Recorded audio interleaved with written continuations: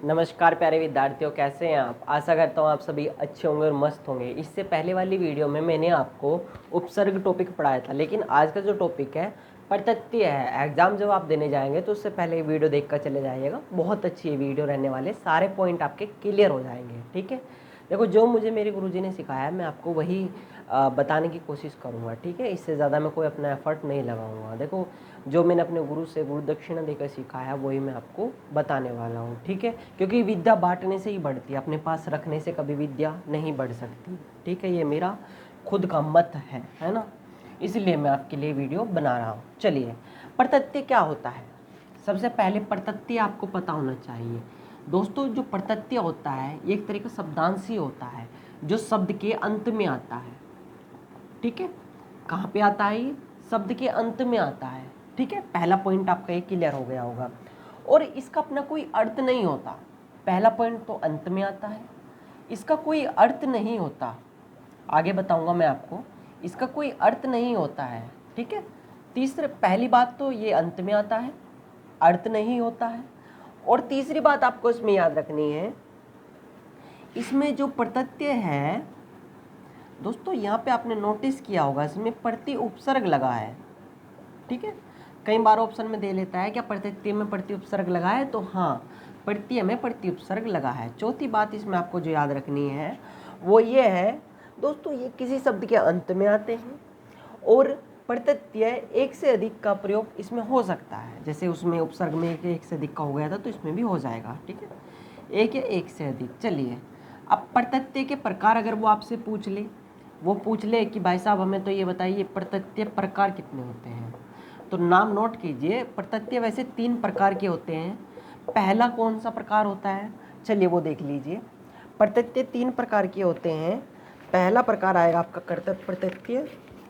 पहला प्रकार जो आएगा आपका कर्तव्य प्रत्यय। दूसरा जो प्रकार आएगा आपका तदित प्रत्यय, तदित प्रत्यय। और तीसरा जो प्रकार आएगा आपका स्त्री प्रत्यय। अब इनको मैं बारी बारी से समझाऊंगा। ये कर्त प्रत्यय क्या होता है, तद्धित प्रत्यय क्या होता है और स्त्री प्रत्यय क्या होता है, इसकी आप टेंशन ना लो। ठीक है, तो चलिए प्रत्यय के प्रकार को मैं सबसे पहले आपको समझाता हूँ। ठीक है, लेकिन आप एक सूत्र याद रख लीजिएगा जिससे ये सभी बनेंगे। ठीक है, चलिए नॉर्मल सा आपको क्या करना है, सबसे पहले मैं आपको बता देता हूँ। प्रत्यय नॉर्मल ये प्रत्यय है, जैसे सुंदरता है। तो जब भी आप एग्जाम में हल करने जाओ तो आपको ये देखना है, ये जो ता है जो लास्ट में आ रहा है ये सुंदरता है। अगर मैं कहूँ उपसर्ग क्या है, तो जैसे भाई साहब अधिकारी है तो आपको पता होना चाहिए जो ये अधि है ये उपसर्ग है। इसमें बस इतना सा खेला है, समझ गए आप। चलिए, अब मैं बात कर रहा हूँ प्रत्यय के प्रकार की।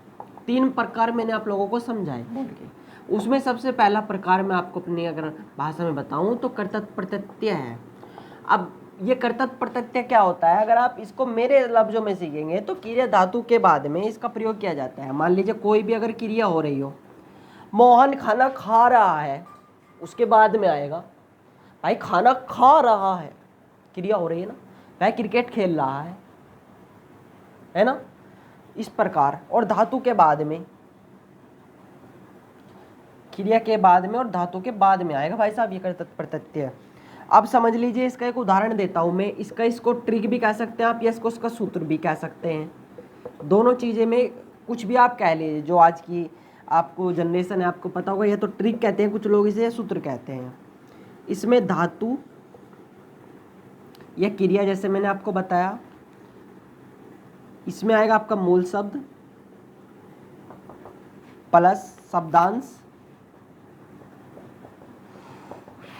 प्लस कर्त प्रत्यय प्लस कर्त प्रत्यय।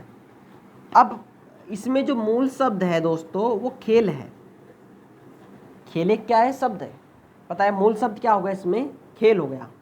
पता है आपको मूल शब्द क्या होगा इसमें, खेल हो गया। मूल शब्द क्या है इसमें, खेल। शब्दांश क्या है, आड़ी। शब्दांश क्या होगा, आड़ी। और जो इसका नया शब्द बनेगा बराबर।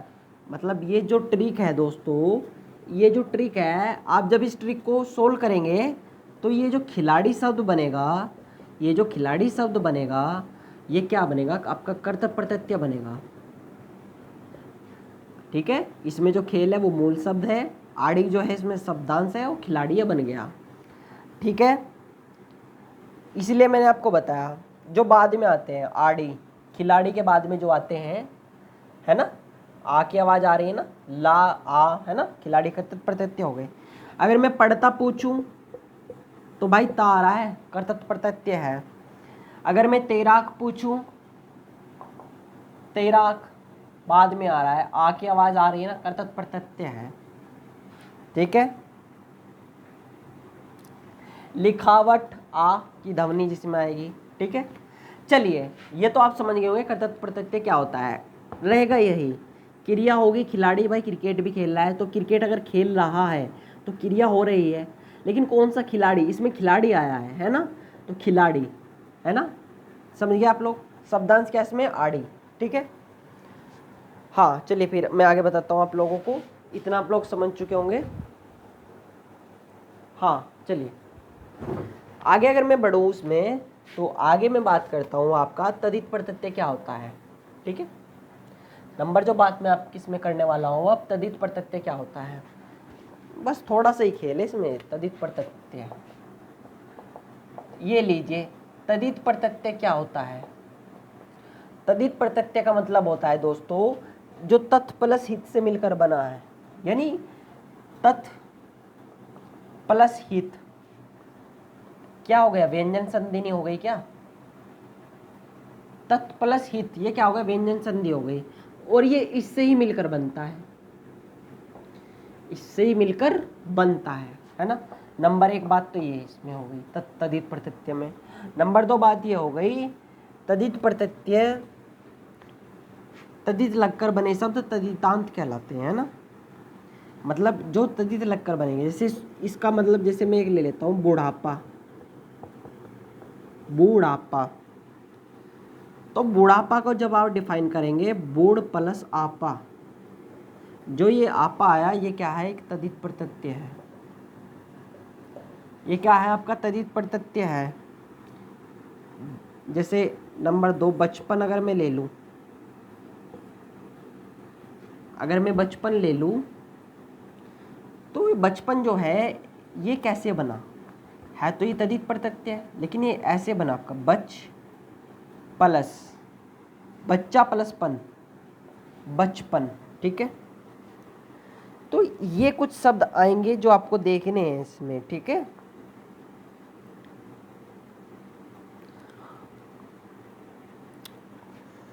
इन शब्द को रट लेना, तदित प्रत्यय के जो शब्द हैं मैं यहाँ पे लिख देता हूँ।